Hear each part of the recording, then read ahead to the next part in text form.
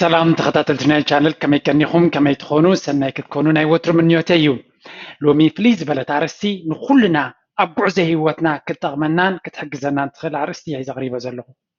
مبزحتنا بهوت فلو يعركي تعوم عركي زرد علنا محزات فتونا محزا كل نجر صبو كاب محزنات كاب أركنات ندلينا حماقونا يكونن تاي ترجم على هوت دس بلا كارخيبكا ويكتصبو نجر قاتيمكا مسمن انجوي كم تقبر مسمن كم تحقوا زي تفلت خين كون هوتكو بزح ترجم يا بلاد سلازي صبو محازا كهلوا كم مناي صبو عارك خلوا كم مناي صبو نجر حماق نجر يكونن سزبلت أجن لاو حاول زبلت معناته كهلوا كا مناي كالارستيو نسخة كالو سبع زمن يوها تتكون مسعركا تزبلت نجري أرجعنا إلى مارس سنتين هنري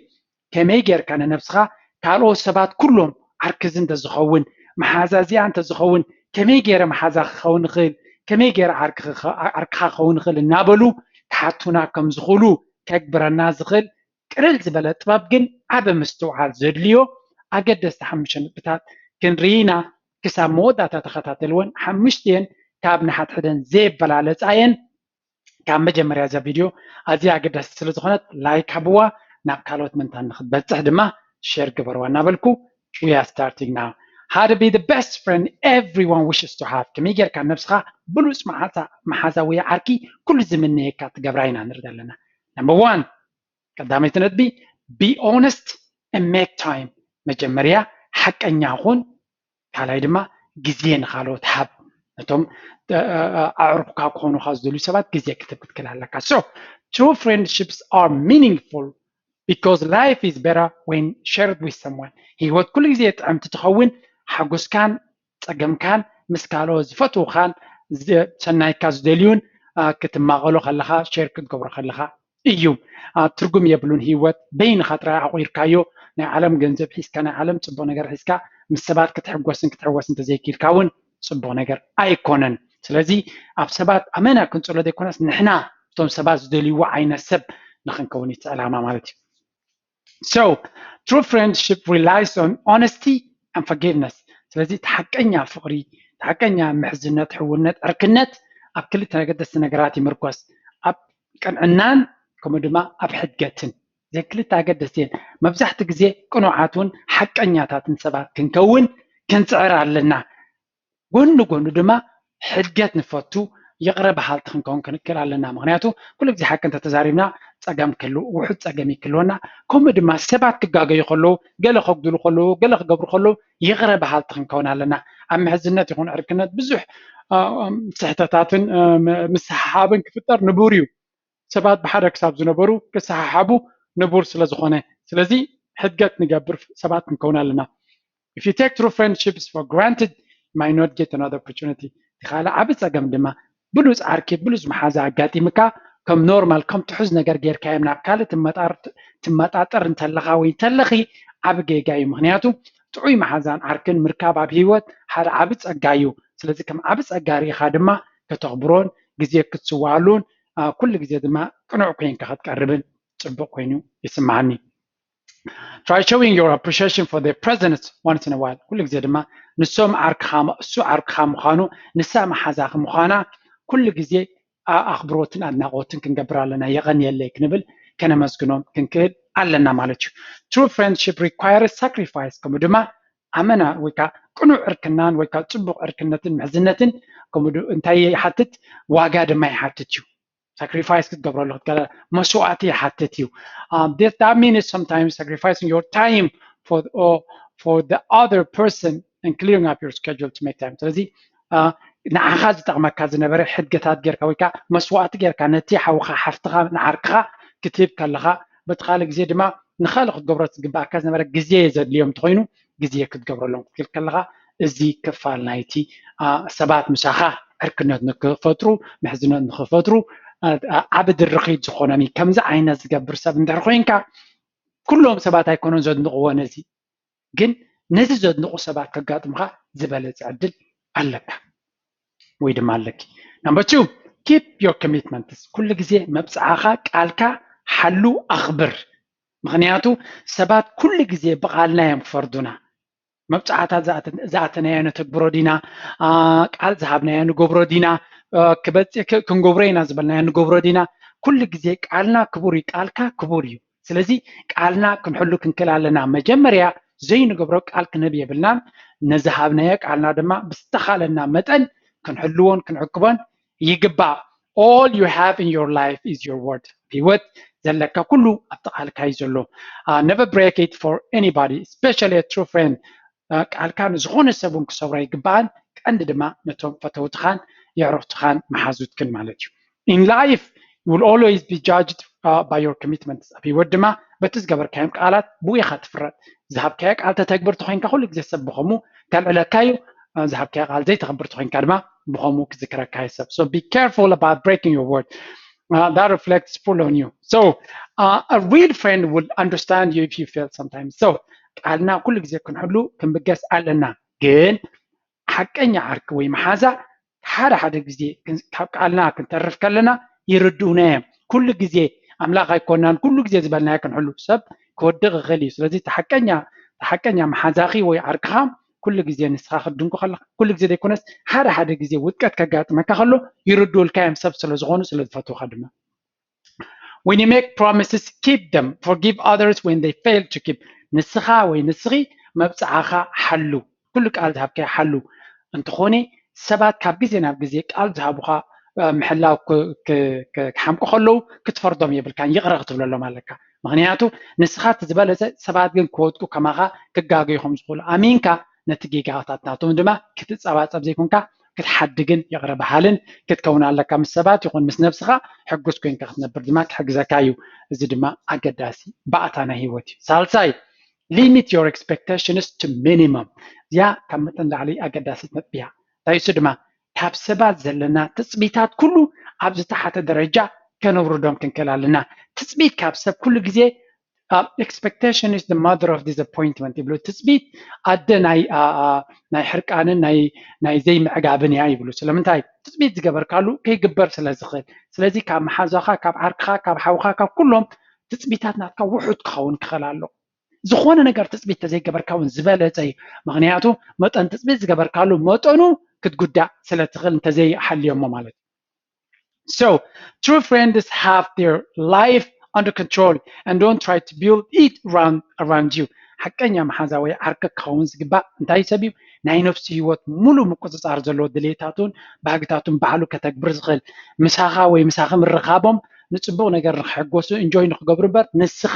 ናብቲ ዝደልይዎ ንክተብፅሖም ኢሎም ኣይኮኑን የስ በኣኻ ይፅለው እዮም ናትካ ሓገዝ እውን የድልዮም የግዳስ ሂወቶም ኣባኻ ዝተመርኮሰ ኣይኮነን ክትገብረሎም ኢሎም ዝቐርቡካ ኣይኮኑን ወይ ድማ ንስኻ ነቲ ዓርክኻ መሓዛኻ ብዙሕ ትፅቢት ካብኡ ክትገብር የብልካ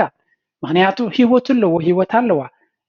ምሳኻ ክራኸቡ ከሎ ሪላክስ ክገብሩ ንክዕልሉ ሓደ ግዜ ድማ ሓሳቦም ክቡኻ ክድግፉኻ እዩ ካብ ወፃኢ ግን ኣመና ንሂወትካ ክቕይርዎ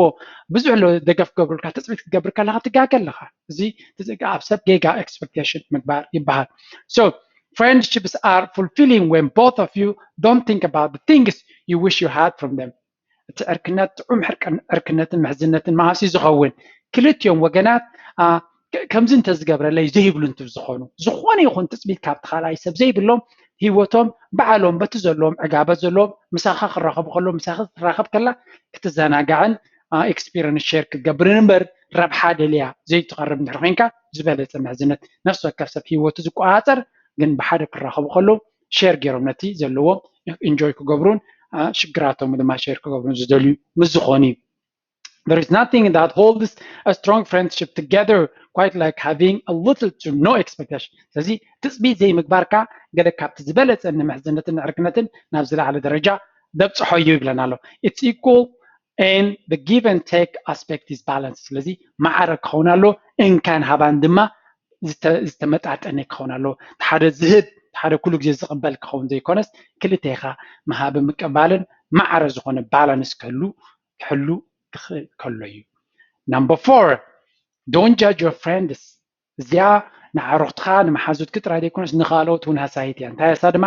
ንሰባት ዘይምፍራድ ንዓርክኻ ወይ ንመሓዛኻ ምሳኻ ስለ ዝቐርቡ ብዙሕ ነገር ካብኣቶም ክትፈልጥ ትኽእል ኢኻ ንዑ ፈሊጥካ ግን ክትፈርዶም ኣይኮንካን ዘለካ ክትርዳኣሎምን ክትሕግዞምን እዩ ዘለካ the last thing they expect from you is judging them كباها تناي مود أتزليو كتفردهم كتكلها مستيركا ويصب قدايوم مسنجرو خابو غيركا فريدكا تزغدل دما نخالوت محلاف دما تقند حساي نجر مالتي. True friendship is where you can be yourself around each other without judging. ስለዚህ ተሐቀኛ ምሕዝነት ወይ ዕርክነት ከም ነፍስኻ ምምሳል ክልቴኻ ብሓደ ክትረኸብ ከላ ንነፍስኻ ክትመስል ፌክ ኮይንካ ክትቀራረብ ዘይኮንካስ መብዛሕትኡ ግዜ ኣብ ስራሕ ይኹን ኣብ ካልእ ሰባት ዘይምስሎም ኮይኖም ክቐርቡ ይግደዱ እዮም ምስቲ ስራሕ ፕሮፋይል ንክኸዱ ካብ ዝብል ማለት እዩ ምስ ዓርክኻ ምስ መሓዛኻ ግን ፌክ ወይ ከዓ ዘይ ነፍስኻ መሲልካ ክትቀርብ እንድሕር ትግደድ ኮይንካ እዚ ጥዑይ ዕርክነት ወይ ምሕዝነት ኣይኮነን ክሊር ክኾነና ክኽእል ኣለዎ ኣብቲ ዕርክነትና ምሕዝነትና ከም ነፍስና መሲልና እሳቶም ተዓርክና ከም ነፍሱ ዝኾነ ፀቕጢ ዘይስምዖ ንስኻ ድማ ከምኡ ድማ ኣብቲ ምሕዝነት ናይ ደቂ ኣንስትዮ ከምኡ ክልቲአን ኩሉ ዋላ እቲ ፍሎውስ ናተን ጉድለታት ናትካ ኩሉ ርዱእ እናኾነ ከም ነፍስኻ ክትከውን ደስ ዝብለካ ቦታ ክኸውን ክኽእል ኣለዎ ተሓቀኛ ወይ ከዓ ቅኑዕ ዕርክነት ዝበሃል ወይ ምሕዝነት ዝበሃል Your flaws are what brought you together in the first place and will keep you together. ስለዚ እቲ ናትካ ድኽመታት ወይ ከዓ ድኹም ጎንኻ ኢልካ ትሓስቦ ንሱ ናይ ክልቴኻ ንሱ እዩ ከራኽበካ ዝኽኣለ ምክንያቱ እቲ ድኽመታትካ ክርድኡልካ ስለዝኽኣሉ ወይ ከዓ እቲ ናትካ ድኹም ጎኒ ትብሎ ንሱ ዘየሰከፈካ ስለዝኾነ ኢኻ መሓዛ ኮይንካ ወይ ዓርኪ ኮይንካ ዘለካ ምስቶም ሰባት ስለዚ ንዑ ሓቢእካ ክትከይድ ኮይንካ ድኽመታትካ ሓቢእካ ትኸይድ ከለኻ ሓቀኛ ዕርክነት ወይ ምሕዝነት የብልካን ማለት እዩ ስለዚ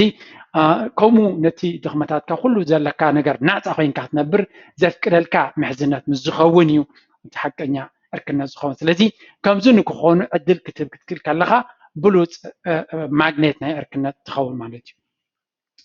True friendship just happens you can't really force it ሓቀኛ ዕርክነት ወይ ምሕዝነት ድማ ብሓይሊ ክትገብሮ ይትኽእል ኢኻ ብካልኩሌሽን ክትገብሮ ይትኽእል ኢኻ ብገንዘብ ክትገዝኦ ይትኽእል ኢኻ It just happens chemistry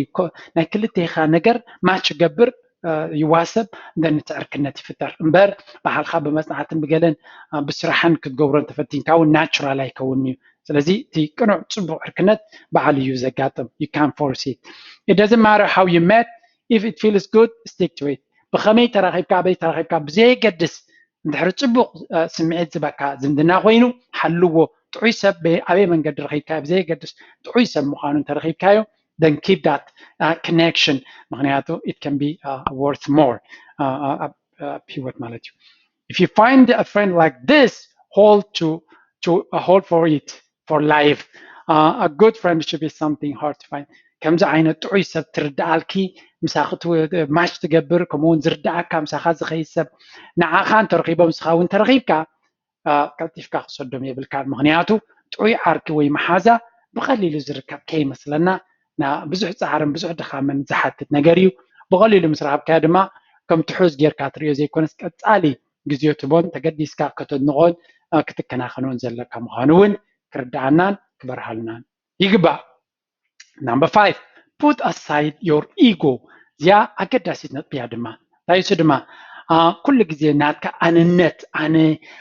ኣነ ዝብል መንፈስ ከተውርዶ ክትክእል ኣለካ ምክንያቱ ሓንቲ ዓባይ ፀገም ኣብ ሂወት ኣብ ምሕዝነት ኣብ ፍቕሪ ኣብ ሓዳር እውን ኣነነት እዩ ኢጎ ናትካ ዓብ ተራ እዩ ዘለዎ relationships are about compromise ኩሉ ግዜ ዝምድናታት ዕርክነት ሕውነት ኩሉ እንካን ሃባን እዩ ሕድገታት ክህልዎ ክኽእል ኣለዎ A real friendship is no different. Disagreements have the capability of making or breaking a friendship. ስለዚ ዘይምርድዳእ ከጋጥም ከሎ ሕድገታት ዘይትገብር ተኮይንካ ዝምድናኻ ኣብቅዕ ኣሎ and that's why ትሪኦ ሓደ ሰባት ፅቡቅ ክኸዱ ፀኒሖም ከምዚ ኣጋጢሞም ሓደ ነገር ምስ ኣጋጥሞም ካትገብሩ እዚ ድማ ተዓቢ ፀገም ጌጋ ስሕተት ውድቀት ዘይምርድዳእ ከጋጥመካ ንቡር እዩ ሕድገት ምግባርን ምርድዳእን ነቲ ዘሎ ፀገም ድማ ብዲስካሽን ብዲያሎግ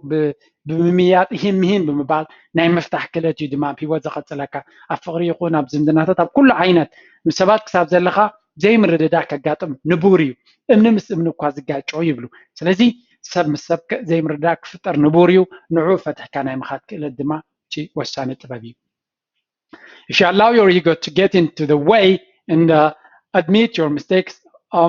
and admit your mistakes the friendship will never progress into one of the true friendships ስለዚ ኩሉ ግዜ ኣንነትካ ኣብ መንጎ ዝኣቱ ተኮይኑ ከምኡ ድማ ንጌጋታትካ ዘይትእመን እንድሕር ኮይንካ حقኛ ዝምድና ወይ ፍቅሪ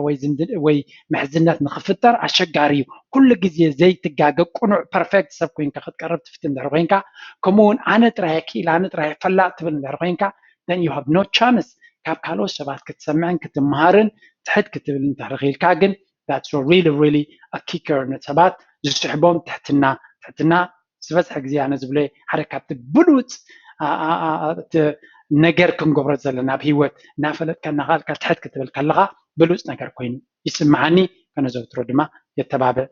a real friend will admit when or she is wrong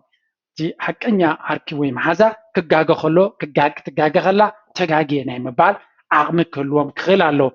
ከምኡ ድማ ሓቀኛ መሓዛ ወይ ዓርኪ even ከይተጋገዩ ከለዉ ነቲ ካልእ ሰብ ንኽጥዕሞ ተጋጊየ ናይ ምባል ክእለት እውን ኣለዎ ሓደ ነገር ነቲ ሰብ እቲ ኣዝዩ ክሐጉሶ ዝኽእል እንተኮይኑ ከይተጋግኻ እውን ተጋጊየ ምባል ንቡር እዩ sometimes ምንቲ ኣንጭዋ ምንቲ መጎጎ ትሕለፍ ኣንጭዋ ዝበሃል ኣሎ ሓደ ግዜ ዘየድሊ ክትዓየድልየካን እዩ ንሳቶም ዘድልዮም እንተኮይኑ you just let it go so that's how lifelong friendships are born ስለዚ ኩሉ ግዜ ነቲ ሰብ ንነፍስኻ ጎዲእኻ ክትከይድ ማለትና ግን ኣይኮነን ነፍስኻ ከተኸብር ክትክእል ኣለካ ኩሉ ግዜ ነፍስኻን ክብርታትካን ዘይሕልወልካ ሰብ ፅቡቕ ምሕዝነት እውን ኣይኮነን ብዙሕ ቪድዮታት ኣለኩም ዛዕቡ ኣብዚ ግን ንሕና ክንገብሮ ዘለና ስለዝኾነ ኩሉ ግዜ ኣነ የቅኑዕ ኣነ ዝበልኮ ዝኸውን ዘይኮነስ ሓደ ግዜ ወላ ተጋጊኻ ከለኻ ንካልኦት ሰባት ቅኑዕ ከም ዝኾይኑ ከም ዝስምዖም እውን ክትገብር ኣለካ ኣገዳሲ ፅልዋ ክሳብ ዘይሃለዎ ሓጎሶም ክዘርገሎም የብልካን put aside your ego now and you will cultivate a true friendship ስለዚ ተኣንነትካ ኣጉድል ኣውርድ ተቢልካዮ ብሉፅ ዝኾነ ዝምድናን ሕውነትን ፍቕርን ንኽትረክብ ዕድል ከውበካ ስለዚ እዛ ናይ ሎሚ ቪድዮ ንነፍስና ፈቲሽና ንነፍስና ዝጠቅም ፍልጠት ሒዝና